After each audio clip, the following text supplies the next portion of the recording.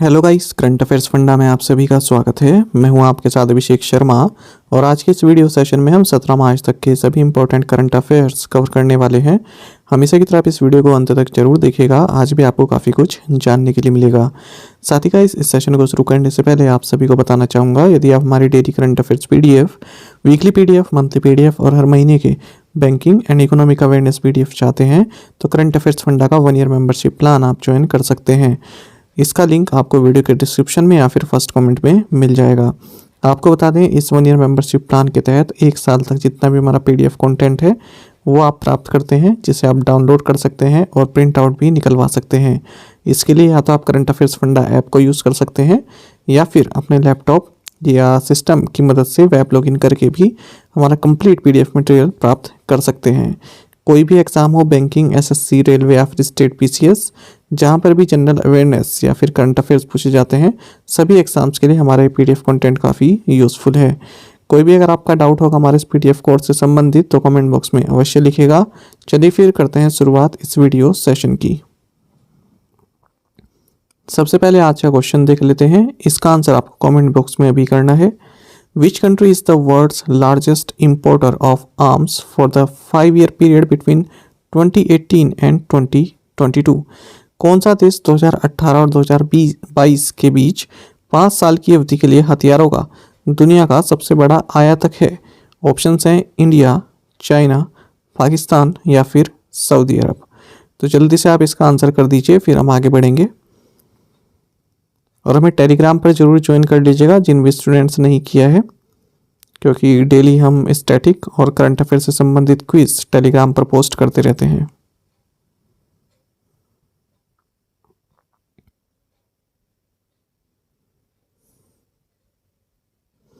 ये एक महत्वपूर्ण क्वेश्चन है, पढ़ाया जा चुका है आपको।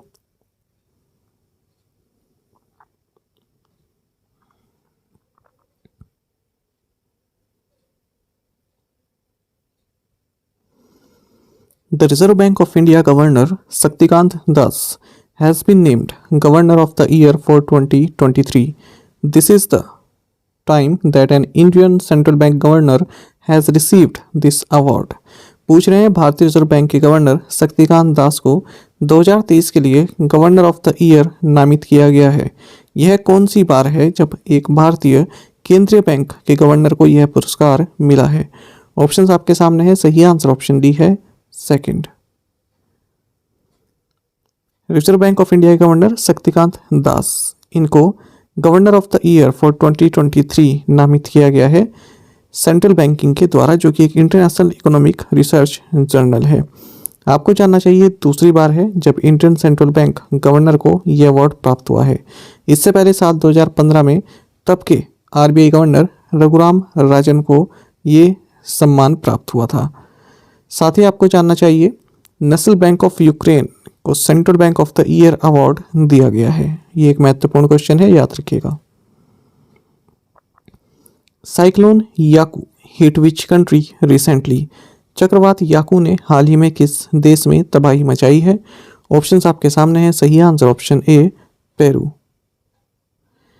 आपको जानना चाहिए, हाल ही में पेरू में साइक्लोन याकू ने दस्तक दी है और काफ़ी तबाही भी इसने मचाई है। फ्लडिंग की सिचुएशन आई है, लैंडस्लाइड्स, कई घर इसने उजाड़ दिए हैं और जो है जान माल की हानि हुई है, कई लोगों की मृत्यु भी हो गई है। बाकी आपको जानना चाहिए पेरू के बारे में, कैपिटल लीमा है, करेंसी है सोल। अच्छा, ये जो करंट अफेयर है ये मुझको, जैसे मैंने आपको पहले बताया था, DD इंडिया पर 8:30 बजे रात में एक शो आता है, टॉप 100 न्यूज़ इन फास्ट मोड।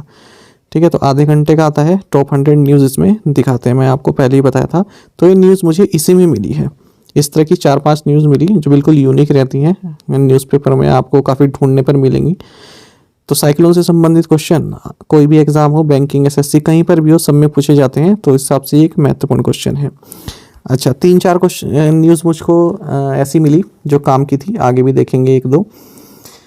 इसके अलावा और क्या मिला? इसके अलावा आधे घंटे आपको लगातार सुपर फास्ट मोड में इंग्लिश सुनने के लिए मिलती है, वो भी न्यूज़ के रूप में।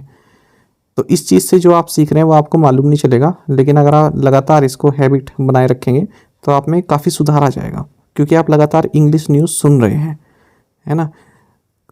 3-4 न्यूज़ ऐसी होंगी जो आपके एग्ज़ाम पर्सपेक्टिव से काफ़ी महत्वपूर्ण होंगी, लेकिन उसके अलावा जो न्यूज़ होंगी उससे आपको ये आइडिया होगा कि देश विदेश में क्या चल रहा है। तो हमेशा एक कदम आगे अपने आप को सुधारने की कोशिश करनी चाहिए, ठीक है। तो इस तरह के अगर स्टेप्स कुछ आपको बताए जा रहे हैं तो आप उनको लीजिए और सीखने की कोशिश कीजिए। तो ये आप देख सकते हैं, मैंने आपको पहले ही बताया था, यदि किसी ने देखा है तो आप मुझे ज़रूर बताइए कमेंट बॉक्स में। ये आपके डेवलपमेंट के लिए ही है। Which countries started freedom shield 23 joint military exercise? किन देशों ने फ्रीडम शील्ड 23 संयुक्त सैन्य अभ्यास शुरू किया है? ऑप्शंस आपके सामने हैं। सही आंसर ऑप्शन सी है, यूएस, साउथ कोरिया। ये न्यूज़ भी मुझे इस डीडी इंडिया पर जो एक्सप्रेस न्यूज़ आती है वहाँ से मिली। देखिए, साउथ कोरिया और यूएस ट्रूप्स, ये दोनों ही देश फ्रीडम शील्ड 23 इस एक्सरसाइज में पार्टिसिपेट कर रहे हैं, और ये 5 साल में यूएस और साउथ कोरिया के बीच लार्जेस्ट जॉइंट मिलिट्री एक्सरसाइज है। और इसी के जवाब में नॉर्थ कोरिया, जैसे आपको पता ही है, खुरापात करता रहता है, तो नॉर्थ कोरिया ने इस एक्सरसाइज के रिस्पॉन्स में कई सारी मिसाइल्स भी दागी हैं, जिनमें कि इंटरकॉन्टिनेंटल बैलिस्टिक मिसाइल भी है। Which country is conducting the 3rd edition of exercise Sea Dragon 23? कौन सा देश एक्सरसाइज सी ड्रैगन 23 के तीसरे संस्करण का आयोजन कर रहा है? ऑप्शंस आपके सामने हैं। सही आंसर ऑप्शन ए है, यूनाइटेड स्टेट्स। देखिए, यूएसए का जो एरिया है गुआम, यहाँ पर एक्सरसाइज सी ड्रैगन 23 का आयोजित किया जा रहा है, और इसमें इंडियन नेवी का P-8I एयरक्राफ्ट भी पार्टिसिपेट कर रहा है। आपको बताते हैं ये 3rd एडिशन है इस एक्सरसाइज सी ड्रैगन का, यूएस नेवी द्वारा इसे आयोजित किया जा रहा है। तो इसमें इंडियन नेवी P-8I और P-8A of US navy, P-1 from Japanese maritime self defence force, CP-140 from royal Canadian air force और P-3C फ्रॉम ROKN, ये सभी इसमें पार्टिसिपेट कर रहे हैं। Which bank has become the first from Qatar to launch UPI remittance service to India? कौन सा bank Qatar से भारत में UPI प्रेषण सेवा शुरू करने वाला पहला बैंक बन गया है? ऑप्शंस आपके सामने है। सही आंसर ऑप्शन बी है, कमर्शियल बैंक। देखिए, कमर्शियल बैंक ये कतर में एक डिजिटल बैंक है। इसने अनाउंस किया है कि हम भारत के लिए UPI रेमिटेंस सर्विस लॉन्च कर रहे हैं, और हम कतर के पहले बैंक बन गए हैं जो इस तरह की सर्विस प्रोवाइड करा रहे हैं। तो अब customers commercial banking digital platforms को यूज़ करके अपना UPI पेमेंट्स इनिशिएट कर सकते हैं अपने UPI ID के थ्रू, और जो भी ट्रांजैक्शन है वो 60 सेकेंड्स में कंप्लीट हो जाएगा। तो बैंक का नाम है कमर्शियल बैंक। हाल ही में हमने ये भी देखा था कि रिजर्व बैंक ऑफ इंडिया और UAE संयुक्त अरब अमीरात, इन दोनों ने ही UAE का जो सेंट्रल बैंक है और RBI, इन दोनों ने एक पैक्ट साइन किया था CBDC ट्रांजैक्शंस के लिए, central bank digital currency transactions के लिए एक पैक्ट साइन किया था। तो ये दोनों ही क्वेश्चंस महत्वपूर्ण हैं। Who has been named the next US ambassador to India? Bharat में अगला अमेरिकी राजदूत किसे नामित किया गया है? ऑप्शंस आपके सामने है। सही आंसर ऑप्शन बी रहेगा, एरिक गार्सेटी। देखिए, US सीनेट ने कंफर्म किया है कि प्रेसिडेंट जो बाइडेन के क्लोज एड एरिक गार्सेटी ये US के नेक्स्ट एम्बेसडर होंगे इंडिया में। अच्छा, 2 साल बाद कोई परमानेंट अपॉइंटमेंट की जा रही है, क्योंकि जनवरी 2021 में जब यहाँ पर गवर्नमेंट चेंज हुई थी, उस वक्त केनेथ जस्टर ये भारत में US के एम्बेसडर थे। तो उनके बाद अब ये नियुक्त हुए हैं एरिक गार्सेटी। अच्छा, आप पहली लाइन में देख रहे हैं प्रेसिडेंट जो बाइडेन्स क्लोज एड AIDE। तो यहाँ पर जिन्हें नहीं मालूम है उनके लिए मैं बता देता हूँ, 2 शब्द होते हैं, प्रोनाउंसिएशन सेम होता है, एड पहले का भी और दूसरे का भी। दूसरे वाले में लास्ट में ई लग जाता है। पहले वाला जो एड है इसका मतलब होता है मदद करना, है ना, किसी की हेल्प करना। और जो दूसरा एड है इसका मतलब होता है, इसका मतलब भी हेल्प करना ही होता है, लेकिन इसको आप नाउन की तरह यूज़ करते हैं। जैसे किसी की हेल्प कर दी किसी के असिस्टेंट ने, या फिर कोई सहायक हो, है ना, तो उसको बोलते हैं एड। और पहली एड क्या होती है, इसको आप नाउन की तरह भी यूज़ कर सकते हैं, वर्ब की तरह भी यूज़ कर सकते हैं। इसका मतलब हेल्प होता है। तो अभी हमने देखा जो बाइडेन्स क्लोज एड यानी कि उनके सहायक रहे होंगे किसी काम में एरिक गार्सेटी, तो उनको नियुक्त किया गया है। और AID एड हम कहाँ पढ़ते हैं, जब न्यूज़ में आता है कि भारत ने इतनी एड इस कंट्री को दी, श्रीलंका को दी, है ना, या फिर कहीं पर तूफान आया है उसको एड प्रोवाइड कराई, वहाँ पर AID यूज़ होता है। तो ये चीज़ें तभी आप सीखते हैं जब ज़्यादा से ज़्यादा न्यूज़ में आप इन्वॉल्व रखते हैं अपने आप को, न्यूज़पेपर्स में। Who will be awarded the Saraswati Samman 2022 for her 2019 memoir सूर्य वंशम। 2019 के संस्मरण सूर्य वंशम के लिए सरस्वती सम्मान 2022 से किसे सम्मानित किया जाएगा? ऑप्शंस आपके सामने है। सही आंसर ऑप्शन ए है शिवा शंकरी। देखिए तमिल राइटर हैं शिवा शंकरी, इनको सरस्वती सम्मान 2022 के लिए सेलेक्ट किया गया है इनकी बुक सूर्य वंशम के लिए। हाँ, सूर्य वंशम के लिए इनको सिलेक्ट किया गया है। तो ये तमिल लैंग्वेज में है ये इनकी बुक और 2019 में पब्लिश हुई थी।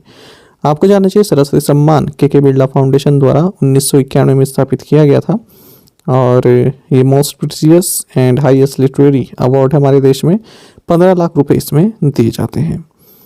तो इनका चुनाव कैसे हुआ इनका शिवा शंकरी का? तो एक चयन परिषद का गठन किया गया था और इसकी अध्यक्षता की थी फॉर्मर सुप्रीम कोर्ट जज अर्जुन कुमार सिकरी ने। तो इन्होंने इनका नाम सेलेक्ट किया है शिवा शंकरी का। बाकी आपको ये जानना चाहिए जो के बिरला फाउंडेशन है इसके द्वारा 3 प्राइज दिए जाते हैं, एक सरस्वती सम्मान, एक बिहारी पुरस्कार और एक व्यास सम्मान। तीनों ही लिटरेरी अवार्ड्स हैं। Who has been selected for the 32nd व्यास सम्मान 2022? 32वें व्यास सम्मान 2022 के लिए किसे चुना गया है? ऑप्शंस आपके सामने हैं। सही आंसर ऑप्शन डी रहेगा ज्ञान चतुर्वेदी।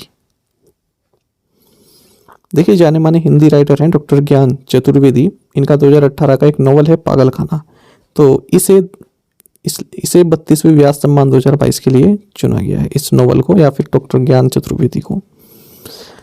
फिर से वही बात, के बिरला फाउंडेशन द्वारा 1991 में व्यास सम्मान की स्थापना की गई थी और हिंदी में किसी भी प्रकार का वर्क हो, नॉवल हो, बुक हो, उसके लिए दिया जाता है जो कि पिछले 10 साल में पब्लिश हुआ हो।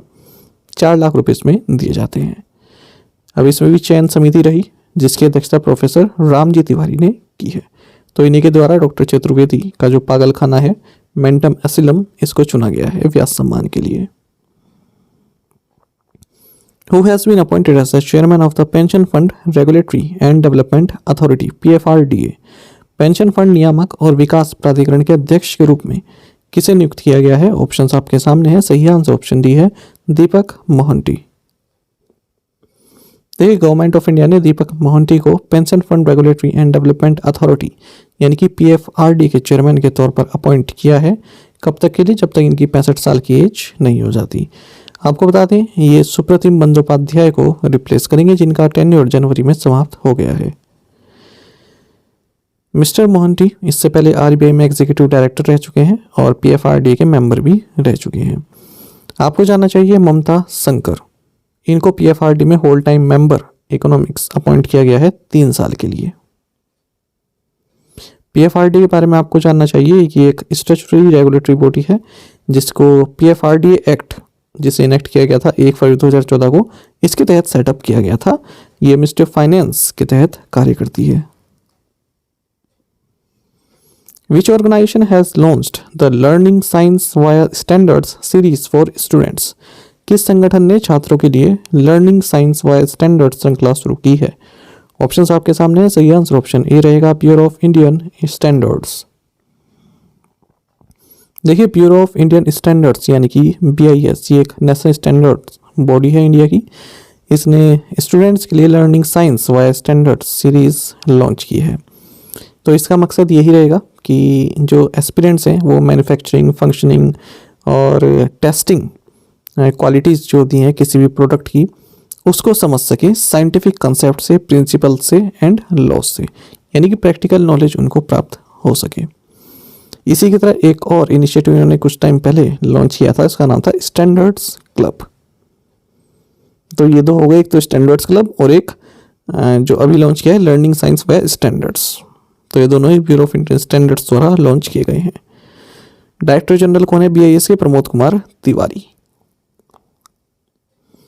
National vaccination day is observe every year on which day? राष्ट्रीय टीकाकरण दिवस हर साल किस दिन मनाया जाता है? ऑप्शंस आपके सामने हैं। सही आंसर ऑप्शन सी रहेगा मार्च 16।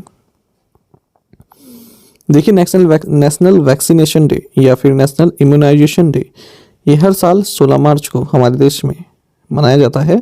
सबसे पहले ये 1995 में ऑब्जर्व किया गया था जब गवर्नमेंट ऑफ इंडिया ने officially pulse polio immunisation programme को लॉन्च किया था ताकि कंट्री से पोलियो को इरेडिकेट किया जा सके। आपको बता दें 16 मार्च 1995 को जो ओरल पोलियो वैक्सीन है इसकी फर्स्ट डोज एडमिनिस्टर्ड की गई थी इंडिया में, जो वर्ल्ड हेल्थ ऑर्गेनाइजेशन का ग्लोबल पोलियो इरेडिकेशन इनिशिएटिव है उसके तहत।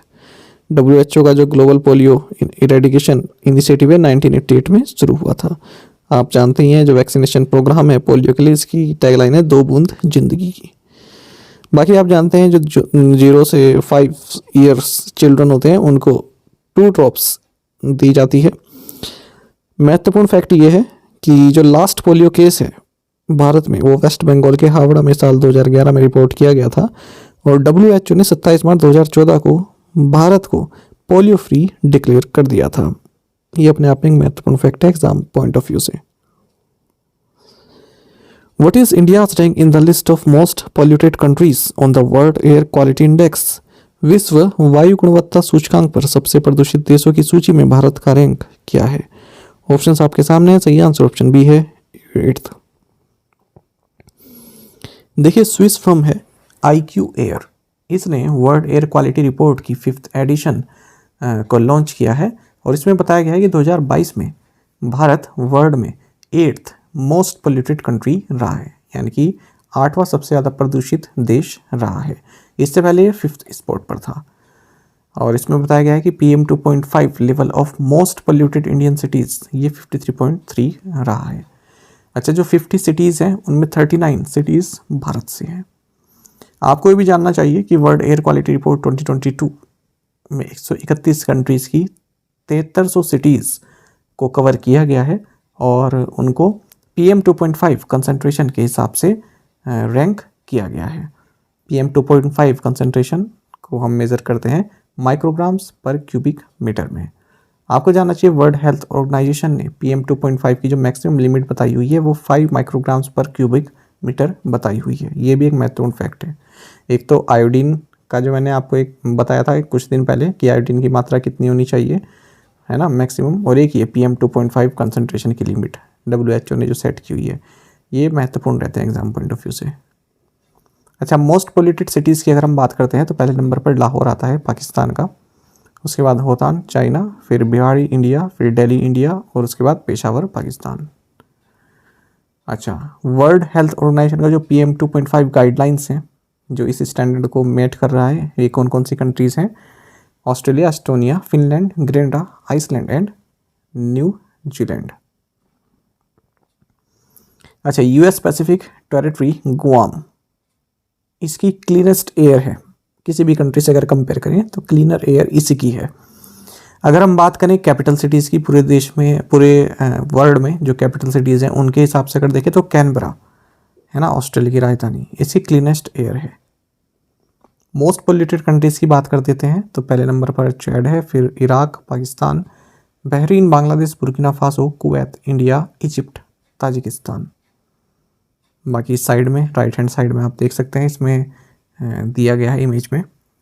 ये मैं टेलीग्राम पर शेयर कर चुका हूँ, तो टेलीग्राम जरूर ज्वाइन कर लीजिए कीजिए, कई सारी जानकारी वहाँ पर देते रहते हैं हम। Who has been promoted to the managing director of LIC recently? हाल ही में LIC के प्रबंध निदेशक के रूप में किसे पदोन्नत किया गया है? ऑप्शंस आपके सामने है। सही आंसर ऑप्शन सी है, तबलेश पांडे। देखिए, लाइफ इंश्योरेंस कॉर्पोरेशन ने तबलेश पांडे जो कि एग्जीक्यूटिव डायरेक्टर रहे LIC के, इन्हें मैनेजिंग डायरेक्टर के तौर पर एलिवेट कर दिया है। 1 अप्रैल 2023 से ये एज अ मैनेजिंग डायरेक्टर सर्व करेंगे। ये फिलहाल जो मैनेजिंग डायरेक्टर हैं BC पटनायक, इनको रिप्लेस करेंगे। अच्छा, साथ ही M जगन्नाथ, इनको भी मैनेजिंग डायरेक्टर अपॉइंट किया गया है और ये राजकुमार को रिप्लेस करेंगे। यहाँ पर लिखा है ना, M Jagannath has also been appointed as managing director LIC of India vice Rajkumar. तो ये जो वाइस राजकुमार लिखा है इसका मतलब है के स्थान पर, राजकुमार के स्थान पर। अच्छा, LIC में प्रेजेंटली 4 मैनेजिंग डायरेक्टर हैं, तो 2 तो अभी नए नियुक्त हो गए, इनके अलावा 2 और कौन है? IP मिनी और Siddharth Mohanty. What is the name of the missile recently tested by the DRDO during the 2 consecutive successful flight test? हाल ही में DRDO ने किस मिसाइल के लगातार 2 सफल उड़ान परीक्षण किए हैं? ऑप्शंस आपके सामने हैं। सही आंसर ऑप्शन डी है, very short range air defence system missile. देखिए DRDO ने हाल ही में 2 consecutive सक्सेसफुल फ्लाइट टेस्ट किए हैं very short range air defence system missile के। कहाँ पर? Integrated test range Chandipur off the coast of Orissa. आपको बता दें ये जो very short range air defence system है ये एक man portable air defence system है जो कि लो एल्टीट्यूड एरियल थ्रेट्स जो होते हैं शॉर्ट रेंजेस पर उन्हें न्यूट्रलाइज कर सकता है। इसे डिज़ाइन एंड डेवलप इंडियंसली किया गया है भारत में ही, किसके द्वारा? रिसर्च सेंटर इमारत हैदराबाद के द्वारा। एक और करंट अफेयर हम देखेंगे इसी से संबंधित कि हाल ही में पावर टेक ऑफ शाफ्ट इसका भी सक्सेसफुली फ्लाइट टेस्ट किया गया है लाइट कॉम्बैट एयरक्राफ्ट LCA तेजस लिमिटेड सीरीज प्रोडक्शन 3 एयरक्राफ्ट से। कहाँ पर? बेंगलुरु में। आपको बता दें जो ये PDO शाफ्ट है इसको भी इंडियसली डिजाइन एंड डेवलप किया गया है combat vehicles research and development establishment Chennai जो कि एक DRDO की लैब है इसके द्वारा। What is the name of the self-monitoring framework launched by Atal Innovation Mission Niti Aayog to strengthen the ecosystem of Atal Tinkering Labs? Atal tinkering labs के लिए अटल innovation mission NITI Aayog द्वारा शुरू किए गए स्व निगरानी ढांचे का नाम क्या है? ऑप्शंस आपके सामने है। सही आंसर ऑप्शन ए है, ATL सारथी। देखिए अटल इनोवेशन मिशन नीति आयोग इन्होंने ATL सारथी को लॉन्च किया है जो कि एक कॉम्प्रिहेंसिव सेल्फ मॉनिटरिंग फ्रेमवर्क है ताकि जो अटल टिंकरिंग लैब्स हैं उनका जो पूरा इकोसिस्टम है उसको और मजबूत किया जा सके। आप सभी जानते हैं अटल टिंकरिंग लेबोरेटरीज को अटल इनोवेशन मिशन द्वारा स्कूल्स में इस्टेब्लिश किया जा रहा है ताकि जो बच्चे हैं उनमें इमेजिनेशन, क्रिएटिविटी, क्यूरियोसिटी इसकी भावना उनमें जो है भरी जा सके, यानी कि उनकी सोच को डेवलप किया जा सके, वो ज़्यादा से ज़्यादा इमेजिनेशन करें, उनमें क्रिएटिविटी पैदा हो। इस तरह की लैब्स सेट की जा रही है, इनको बोलते हैं अटल टिंकरिंग लैब्स। तो अब जो ये सारथी लॉन्च किया है ATL सारथी, तो ये इस पूरे अटल टिंकरिंग लैब्स का जो इंफ्रास्ट्रक्चर है उसको और मजबूत करेगा। अटल इनोवेशन मिशन नीति आयोग के मिशन डायरेक्टर हैं doctor Chintan Vaishnav. In India who is appointed as the ambassador of the initiative She Changes Climate? Bharat में शी चेंजेस क्लाइमेट पहल के राजदूत के रूप में किसे नियुक्त किया गया है? सही आंसर ऑप्शन डी रहेगा, श्रेया गोदावत। देखिए श्रेया गोदावत इनको शी चेंजेस क्लाइमेट इस इनिशिएटिव का एम्बेसडर नियुक्त किया गया है। आपको बता दें ग्लोबल कैंपेन है जिसके तहत जो क्लाइमेट एक्शन जो मतलब क्लाइमेट से संबंधित जो भी एक्शन लिए जा रहे हैं उसमें महिलाओं की कितनी महत्वपूर्ण भूमिका है उसको बताया जा रहा है। वैसे जो ये सी चेंजेस क्लाइमेट है ये एक ऑर्गेनाइजेशन है, इसने एक स्पेशल इनिशिएटिव भी लॉन्च किया था हाल ही में, एम्ब्रेस इक्विटी, है ना, जो ये क्लाइमेट चेंज के इम्पैक्ट्स में महिलाओं की भूमिकाओं को एम्पलीफाई करता है। India and which institution have signed a loan agreement for the construction of the Green National Highway Corridors project in 4 states, namely Himachal Pradesh, Rajasthan, Uttar Pradesh and Andhra Pradesh? Bharat और किस संस्थान ने 4 राज्यों हिमाचल प्रदेश, राजस्थान, उत्तर प्रदेश और आंध्र प्रदेश में ग्रीन नेशनल हाईवे कॉरिडोर परियोजना के निर्माण के लिए ऋण समझौते पर हस्ताक्षर किए हैं? ऑप्शंस आपके सामने है। सही आंसर ऑप्शन ए है, वर्ल्ड बैंक। देखिए इंडिया एंड वर्ल्ड बैंक ने एक लोन एग्रीमेंट साइन किया है जिसके तहत 4 राज्यों में green national highway corridors project construct किए जाएंगे। ये 4 राज्य हैं हिमाचल प्रदेश, राजस्थान, उत्तर प्रदेश एंड आंध्र प्रदेश। तो 781 किलोमीटर्स लेंथ के green national highway corridor project बनाए जाएंगे और लोन कितना लिया गया है? $500 मिलियन का। Who has been appointed as CEO of Silicon Valley Bridge Bank NA? Silicon valley bridge bank NA के CEO के रूप में किसे नियुक्त किया गया है? ऑप्शंस आपके सामने है। सही आंसर ऑप्शन डी है, टिम मायोपोलस। देखिए आप सभी जानते हैं सिलिकॉन वैली बैंक को बंद कर दिया गया है, पूरी तरह से डूब गया है बैंक, है ना, काफ़ी चर्चा में बना रहा। और 2008 का जो फाइनेंशियल क्राइसिस उसके बाद से सबसे बड़ा फाइनेंशियल क्राइसिस ये बताया जा रहा है, क्राइसिस बताया जा रहा है। तो उसी से संबंधित ये न्यूज़ है। देखिए जितने भी डिपॉजिटर्स हैं सिलिकॉन वैली बैंक के उनको प्रोटेक्ट करने के लिए यूनाइटेड स्टेट्स का जो फेडरल डिपॉजिट इंश्योरेंस कॉरपोरेशन है, जैसे भारत में है ना, इसी तरह से US में भी है कि जो इंश्योर करके रखता है जो डिपॉजिटर्स हैं उनके पैसे को। तो इसका नाम क्या है, federal deposit insurance corporation, FDIC। तो देखिए जो ये सिलिकॉन वैली बैंक के जो डिपॉजिटर्स हैं उनको प्रोटेक्ट करने के लिए फेडरल डिपॉजिट इंश्योरेंस कॉर्पोरेशन, इसने जितना भी डिपॉजिट है चाहे वो इंश्योर्ड है या फिर अनइंश्योर्ड है, इसको एक नए बैंक में ट्रांसफ़र कर दिया गया है। ये एक तरह का ब्रिज बैंक है, ठीक है, इसमें ट्रांसफ़र कर दिया है। इसका नाम है silicon valley bank NA, north America, ठीक है। और इसके CEO बनाए गए हैं टिम मायोपोलस। इतनी बात आप समझ गए। चलिए आगे देखते हैं सिलिकॉन वैली बैंक के बारे में। इसका हेडक्वार्टर्स सेंटा क्लारा कैलिफोर्निया में है और इसको 10 मार्च 2023 को फेल्ड डिक्लेयर कर दिया गया है। और इसकी जो भी होल्डिंग्स हैं इसको मैनेज किया जा रहा है अब फेडरल डिपॉजिट इंश्योरेंस कॉर्पोरेशन के द्वारा। आपको बता दीजिए सिलिकॉन वैली बैंक है ये 16th लार्जेस्ट बैंक था यूनाइटेड स्टेट्स में और सिलिकॉन वैली में लार्जेस्ट बैंक था। सिलिकॉन वैली का नाम आप सुना होगा, सिलिकॉन वैली कैलिफोर्निया स्टेट में है यूनाइटेड स्टेट्स के, ठीक है। और जितने भी बड़े बड़े टेक कंपनीज़ हैं, चाहे गूगल हो या फिर एप्पल हो, मेटा है ना, ये सब यहीं पर ही, फेसबुक है ना, ये सब सिलिकॉन वैली में ही इनके हेडक्वार्टर्स हैं। तो कई सारे स्टार्टअप्स और टेक कंपनियां सिलिकॉन वैली में ही स्थित हैं। जैसे भारत में बेंगलुरु में है, बेंगलुरु को बोलते हैं ना सिलिकॉन वैली ऑफ इंडिया, तो इसी तरह से। तो इसकी जो ब्रांचेस हैं सिलिकॉन वैली की, ये कैलिफोर्निया और मैसाचुसेट्स में इसकी ब्रांचेस रही। और 1983 में इसकी स्थापना की गई थी बिल बिगरस्टॉफ और रॉबर्ट मेडरिस के द्वारा। तो ये बैंक अब पूरी तरह से फेल हो गया है। कई सारे रीज़न रहे इसके, करेंगे डिस्कस उसको भी। अब देखिए ये ब्रिज बैंक क्या होता है। ब्रिज बैंक एक चार्टर्ड नेशनल बैंक है जो FDIC यानी कि फेडरल डिपॉजिट इंश्योरेंस कॉर्पोरेशन के बोर्ड द्वारा ऑपरेट किया जाता है। तो कोई भी बैंक अगर फेल हो जाता है तो उसकी जितनी भी लाइबिलिटीज़ हैं, जो एसेट्स हैं, वो इस ब्रिज बैंक में ट्रांसफ़र कर दी जाती है।